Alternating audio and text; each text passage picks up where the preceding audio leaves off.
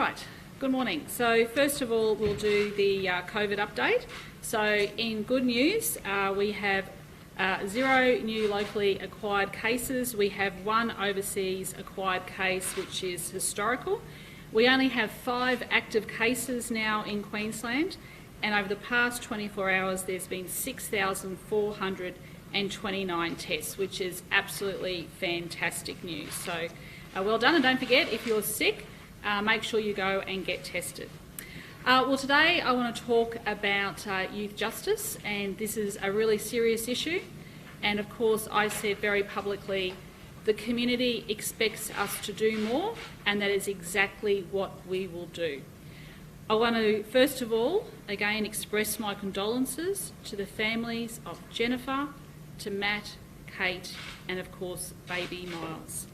It is absolutely heartbreaking, and I know that every Queensland family out there feels for the tragic loss of these people. Families have been shattered and lives have been lost, and that is why today we are taking very strong action. 48% of the youth crime in Queensland is committed by just 10% of criminals. They have no concept of the consequences of their actions and no fear of the law. Can I say to everyone that Cabinet is absolutely unanimous in the decisions that we have taken. They are strong measures, they are tough measures. In fact, it was one of the longest Cabinet meetings deliberating one particular issue. So I just want all of Queensland to know that we are 100% united in the announcements that we are making today. Today, we'll be implementing 7 tough new measures aimed directly at this specific cohort of these 10% of youth criminals. And 4 of them relate to bail, so please bear with me as we go through them. In the cases of serious indictable offences, such as breaking and entering an armed robbery, we are reversing the presumption of bail. The courts would be empowered to require repeat offenders to give reasons why they should get bail instead of requiring prosecutors to prove why they shouldn't. Secondly, we're expecting more of parents and carers, where courts can seek assurances from them that the offender will adhere to the bail conditions or bail won't be granted. So we're expecting more of parents and carers. So there will be no ifs or buts. The fundamental principle of youth justice must be to protect the community from recidivist offenders, and we will write that into law.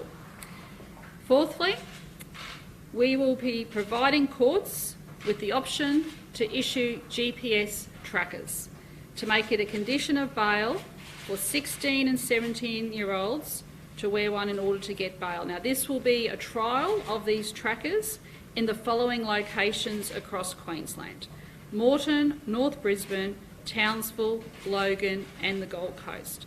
Now, these trackers have also been operating in South Australia, in Western Australia and New Zealand, and we believe that Queensland should also give this measure a trial.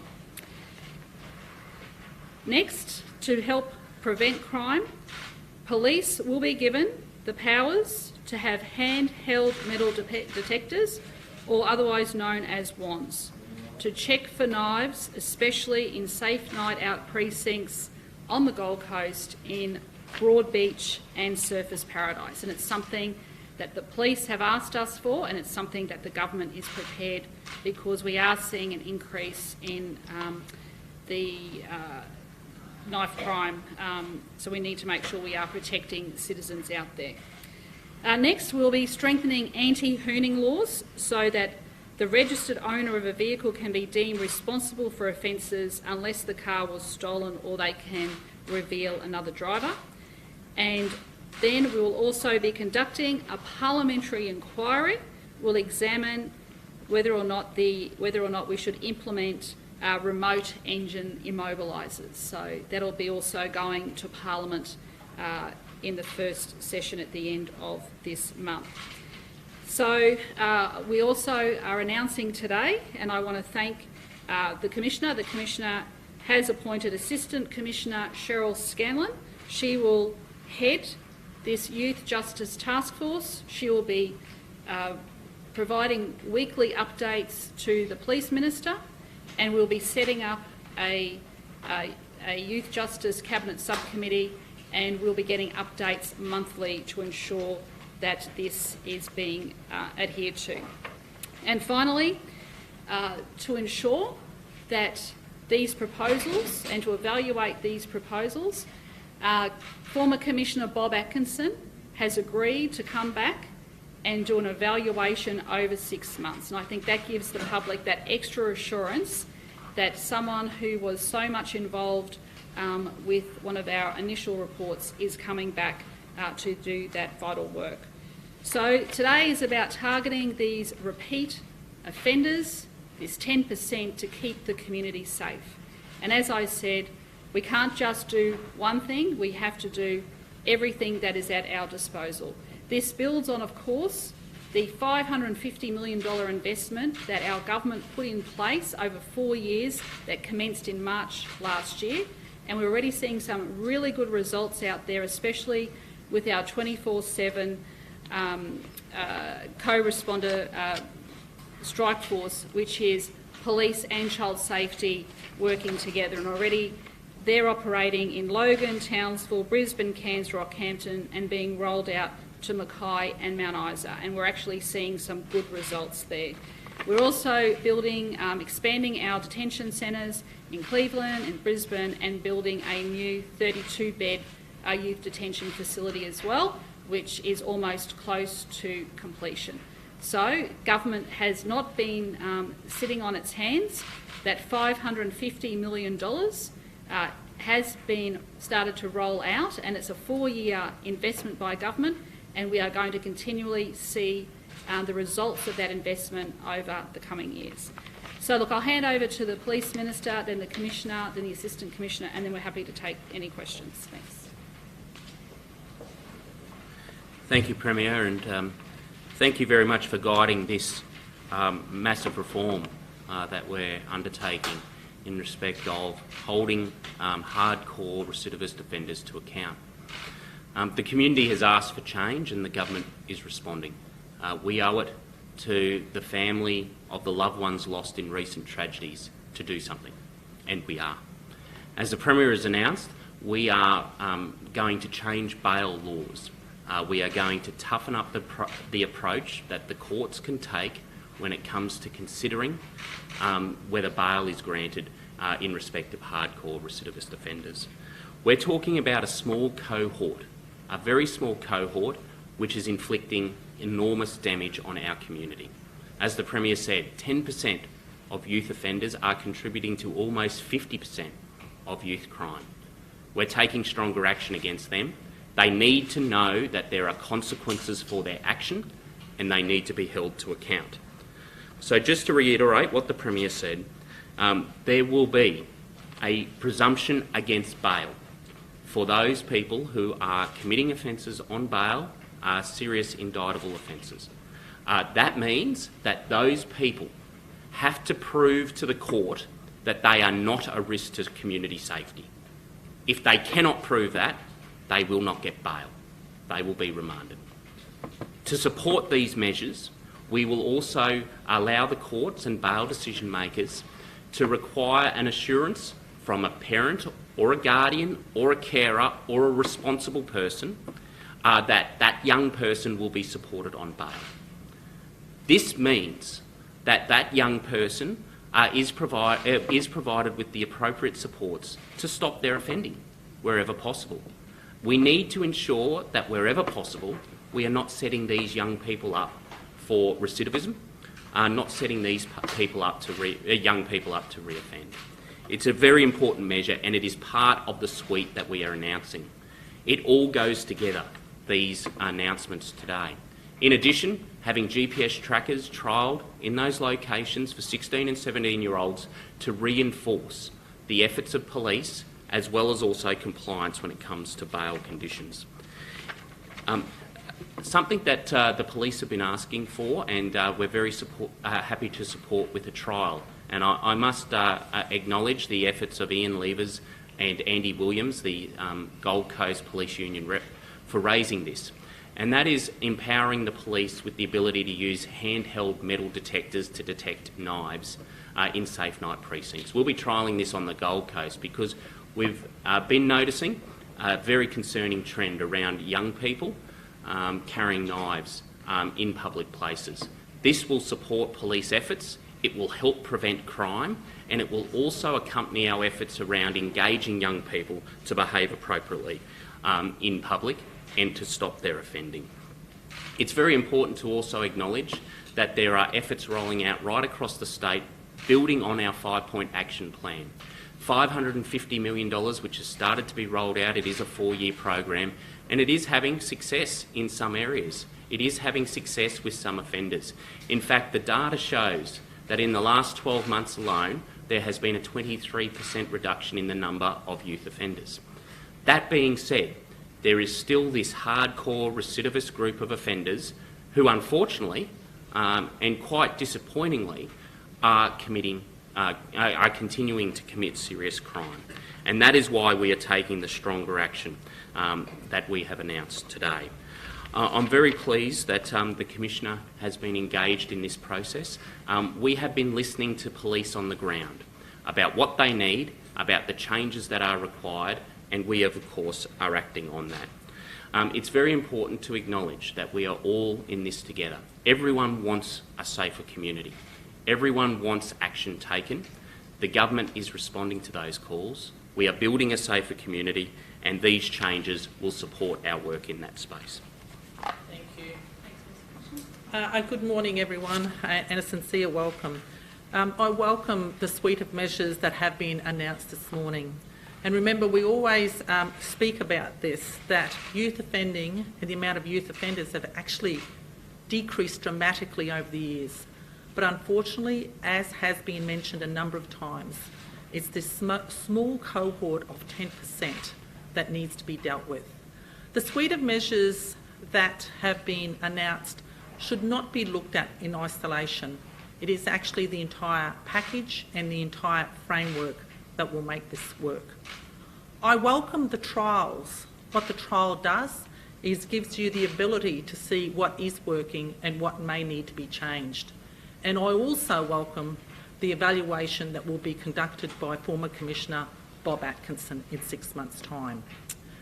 What I would like to do is really to introduce you to the person that I have asked to take this piece of work on, that will be reporting every week on every aspect of what we are about to embark on over the next several months. I am highly confident that as a result of these suite of changes, that there will be enhanced community safety into the future. Can I introduce to you Assistant Commissioner Cheryl Scanlon. Cheryl is a very experienced detective, has been in policing for some 33 years. A detective not just in Townsville as well as Logan, but was also in charge of our Child Protection Investigation Unit in Townsville for many, many years, and was the Child Safety Director within QPS for a number of years as well. She has excellent relationships with magistrates, the courts, all of our child safety advocates, has worked with them for many, many, many years. And I have high confidence that under her leadership that we will be very successful in what we will be delivering in the next few months. Cheryl, I can hand over to her now. Thank you. Thanks, Commissioner. Thank you, everybody. I think I could probably say that there is not a tougher job that I will have to do in this organisation, and it's such an important role. So I thank the Premier, the Minister and the Commissioner for their confidence in me to take this role on. The Premier used the word uncompromising in the media about me, and I think that's a pretty fair assessment if you talk to anybody who knows me. It's a tough job, and I'm not under any illusion about what this will take, but it is important. It requires full cooperation of all agencies and all stakeholders in this. As the Commissioner alluded to, I've worked many years in North Queensland. I know the place very, very well. I know the child protection and the juvenile justice landscape very, very well. So I know how the system works and some of the challenges that we have. So case management and people's cooperation The cooperation of parents and guardians and all those pieces will be critical. But I will ask the hard questions, and I will want answers about what's actually happening for these high-risk youth, because it's so important that we get this right. So can I thank you? I thank again for people's confidence in me to tackle this. I will obviously be out and about around the state, and I will be very much the face of this, as the Minister's alluded to. But I'm very passionate about children's issues. It's been very much part of my history in policing. So I expect that you will hear more from me. So thank you very much. Premier of Commissioner, why not do what the opposition has asked for and make breach of bail a criminal offence? We already have that power. Does it exist? Perhaps if I can comment on that. I was around in a time working in the Juvenile Aid Bureau. I go back to the 80s in my time working in this area. So really, in terms of how you bring a child before the court, whether it's a breach of bail and an offensive breach of bail, or it's an instrument to bring a child before the court on a notice, that's only one part of it. It's actually what happens once you're inside the court, and what happens if you're going to release a child, about what supports and what network is around to make sure that that child can be contained, if you like, rather than re-offending and causing harm to others or themselves. So the instrument itself, there's been different iterations of that, as you're aware, over time. You know, it's really, regardless of bringing them before the court, it's then about what we do about containing that child. So it's what happens in court rather than afterwards. Look, police have used, in the past, we have had that many years ago, an offensive breach of bail. We've also had an instrument under the PPRA to bring children before the court. But it really is critical about what happens, and when a child is in court, about who's available, who's the parent, who looks after that child when they leave. So for me, it's really, the focus should be on what we do to support that young person and put the right program. And if we can't constrain that child and we can't manage that, the only option is custody. We've heard so often over the last 2 weeks the complex issue, and a lot of the problem begins at home. So why are you giving the parents and all the guardians of these people the chance to say yes, we'll make sure they stick to their bail? Well, it's important that there is a guardian or parent in court, and that's also about the root cause, is who's looking after this child and why are they out at 2 o'clock in the morning stealing motor vehicles. What makes you think that GPS trackers is the right approach for these children? Like the Atkinson report actually says that GPS devices might be suitable for a very small number of kids, and it's limited to kids who have stable support accommodation. That's right. We're hearing that the recidivist, high-risk offenders don't have that, so why GPS trackers then? GPS tracking is just one tool. It's just one tool in the suite of what could be offered. So it's not the panacea, but it is one tool that we don't have right now, that we have seen it used in other places, and that's what the trial is all about. Can you explain how that GPS tracking will work? Are they monitored 24/7? Look, that's not a matter that I'm going to talk to here today. That's a matter that will be handled not by the police but by corrections as we establish that and bring that. But as I say, you know, it's one tool that we don't have right now, and that's worth a trial to absolutely see if it can help us to let children be out and young people be out in the community controlled. The presumption against bail, is that only for offenders who commit a serious crime while they're on bail already? Say that again, sorry. The presumption against bail, is that for offenders who are committing a crime only Yes. while they're on bail already? Yes. I don't Do you want me to? Yeah, yeah. Do you want me to? And I can address a couple of those things. So yes, you know, this is about the hardcore recidivist offenders. So these are offenders who are on bail committing serious indictable offences. They have to prove to the court that they are not a further risk to the community. At the moment, they have a presumption of release. We're flipping that. They will be having to prove why they should be released, and if they can't prove to the court that they won't be a further risk to community safety, they'll be remanded. They'll be held in detention. Jack, your question about GPS trackers. I've been the minister responsible for the rollout of GPS trackers for police bail for adult offenders, and also for GPS trackers for offenders on parole. We have a very robust system. In fact, I'm informed that our system is world's best practice. Obviously, we'll be working with corrections about rolling this out to youth offenders, but we do have a very robust system, and I can give you an example just recently provided to me. There was an adult offender who we were tracking recently who breached the conditions of their tracking. we caught them. Like, not just got alerted, we got alerted immediately and we caught them within 10 minutes. That is the benefit of this technology, and as Assistant Commissioner Scanlon said, this will provide another aspect to the suite of options we have when it comes to managing and supervising young offenders. We have significant investment already, but this is another option. It adds to the suite of options, and when it comes to GPS trackers, to have them operate effectively, you do have to have them operating in conjunction with a suite of options anyway.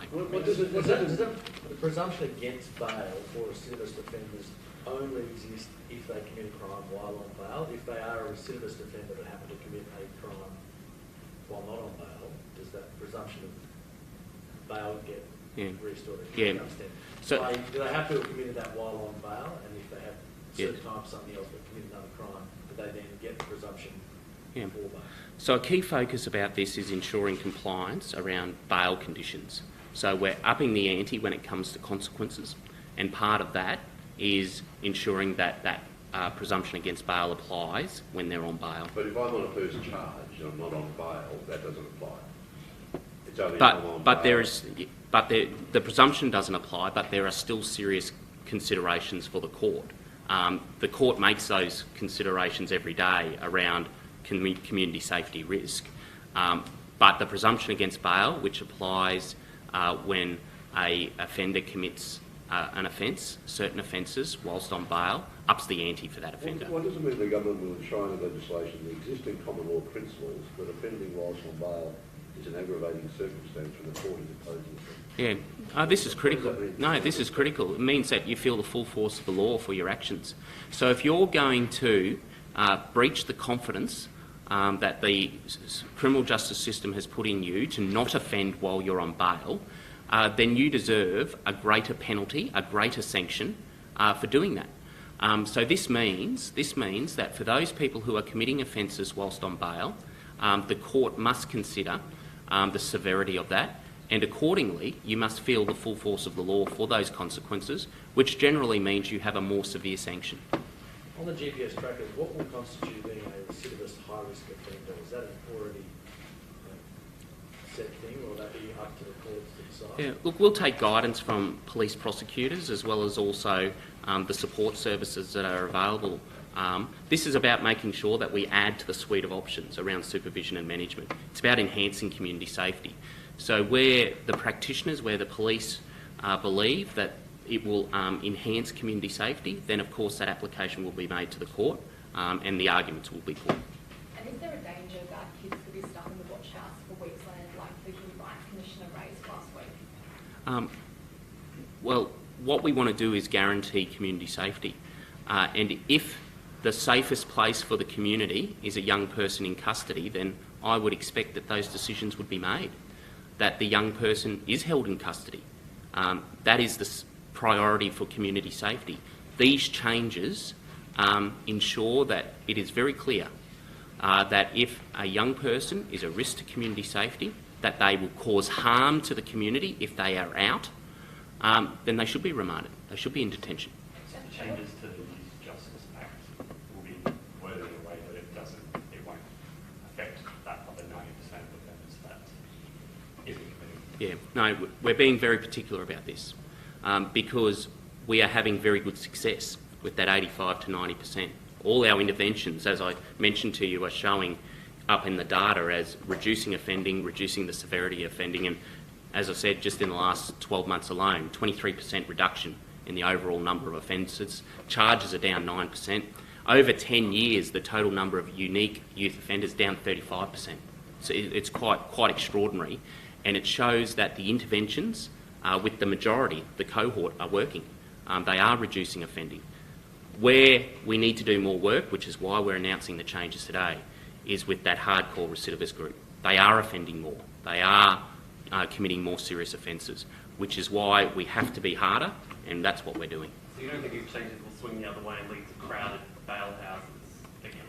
Well, if a young person has to be detained, then they should be under these changes. They should be.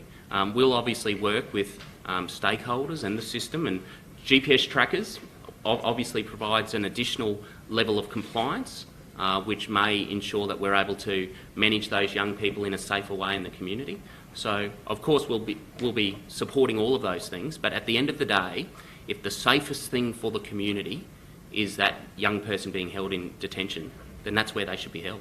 Is the task force going to also have a look at the vigilantism, particular Queensland way? I can't comment on that. I know that obviously the work that Assistant Commissioner Scanlon will be doing will be about driving the youth crime safety initiatives and strategies, and the work that Bob Atkinson will be doing will be focused on the youth crime implementation strategies that we've had to date. Any thought to increasing sentences for youth criminals? Well, the sanctions in the criminal code are quite severe anyway. What we've done through codifying that circumstance of aggravation is to make sure it's very clear that those young people who do commit those offences whilst on bail do feel the full force of the law, reinforces the severity of their criminal offending and says that they should be punished for what they do. I'm assuming it is, but this is the task force is set up for one thing yesterday. Are they working in conjunction? I should just clarify that. So, of course, in Townsville we have police operations which run all the time. That police operation is on the ground, doing great work, doing that proactive work, catching people committing offences. We're also going to roll one out to Cairns as well. That will be rolled out in the next period of time. That will support another initiative that we've got where we'll be rolling out for the first time school-based police support officers in Cairns. That'll be the first place that we do that. And the Assistant Commissioner and the Commissioner will obviously travel to Cairns and Townsville as a priority over the next week. But the team that will be led by Assistant Commissioner Scanlon is a dedicated youth crime task force for the whole state. It will drive these changes, it will hold people to account, and will make sure that we're making a difference. Premier, people might be asking, why does it take the deaths of 4 innocent people for this action to happen? I think what I can say to that is very clearly, government responded very clearly last year in March when we announced the $550 million package, and we are starting to see some of those results. And as we said, that's that 90%, that cohort of 90%, because all the evidence shows if you get in early, put in place those prevention measures, you are going to stop a young person from embarking on a life of crime. But what we are seeing, unfortunately, is this 10% cohort. And that is why the government has announced today a raft of reforms, a suite of measures to combat this 10%. Now, it's not going to happen overnight. Let me be very clear about that. It is going to take time, but that is why we have put in place a suite of measures that will be rolled out and they will be evaluated, and the public will be kept up to date about what actions we are taking. You know, a week ago your police minister said sometimes bad people will do bad things. Should people temper their expectations about Well, what's happening? the community want us to do more, and that is exactly what we are doing. And as I said, Cabinet is 100% united in the suite of measures that we are announcing today. 100%. Premier, will there be any changes to child safety given it is the guardian, or the state is the guardian for a number of offenders? I might get Minister Linnard to comment on that, but we're very fortunate that the Youth Justice and Child Safety are under the one department, but also too, it's a very small cohort of these young offenders that are known to child safety. So we have to be very careful when we talk about that. But we are asking parents and guardians to step up more as well, but we are targeting those 10% of repeat offenders that are doing very serious crimes, such as serious sexual assault, armed robbery and break-and-enters, that will feel the full force of the law when it comes to our changes on bail. Very apologies. Touched on earlier. When will these measures come into effect, and when will law changes be brought before? Sorry, when will these laws be brought before? We will be introducing these laws this month. Okay, so they will be introduced this month, and the community expects us to do that. And as I said, I have responded to the community's concerns. Some of the non-legislative conform to the GPS trial and we'll expect that to... Sorry? Well, as soon as the legislation's assented to.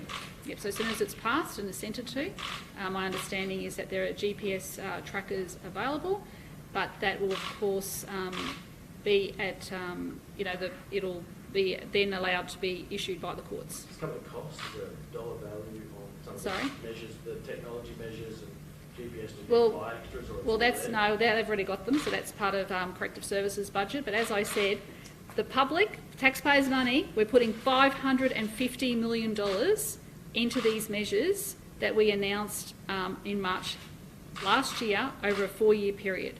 So, as I said, the new beds, the detention centre, is due to be completed next month. So, within basically a year, we've actually completed those extra beds that we said we were going to do 1 year ago. The engine immobilisers, I appreciate there's a parliamentary inquiry, Yeah. but is the expectation that would be across the board, all new cars? Well, it's. I might get Mark's a bit more, the Minister's a bit more in relation to it actually happens overseas in the European cars, but we want to see, with innovation, surely there's something more that can be done out there. So I think having a parliamentary inquiry to look at that is the right thing to do.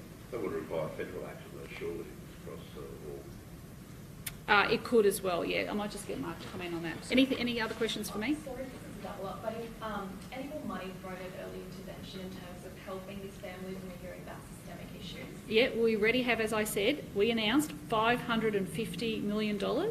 Now, not all of that money has been expended, but what we are seeing is early results. And like I said, I used the example of the co-responder model, the strike teams of police and child safety actually going out in vehicles together, talking to the young people and helping to stop offending. That is working well.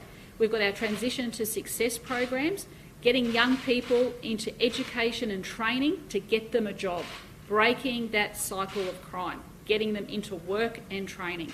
So we had 11 sites, we were rolling them out to 22 sites. So there's a whole suite of initiatives that we have announced last year that have been implemented and rolled out across the state. Today we add to that. Thanks. Mark, and then Mark. So Queensland's led the national conversation around remote engine immobilisers. It was something that Ian Levers, as President of the Police Union, and myself took to the National Police Ministers' Council. There is an aspect which is the domain of the federal government around the national design rules for cars that are imported. Like when seatbelts were mandatory, it was done by the federal government. Like when engine immobilisers, which are distinct to remote engine immobilisers, were made mandatory. But there is something we can do in Queensland, I think. Whilst it is the domain of the federal government around mandating changes to the Australian design rules, I think there's benefit in a parliamentary committee looking at what can be done to incentivise local uptake, because the technology exists now. People can go out and on an individual to individual basis, you can get these remote engine immobilisers installed.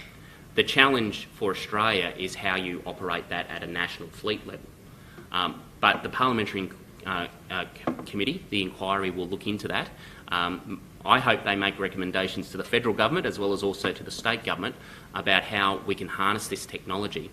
Because think about it for a moment. If we can stop a car driving dangerously in its tracks, you can prevent a lot of harm. Because I thought Covet knocked it back previously. No. So it went to National Police Ministers' Council. I attended it. I was there.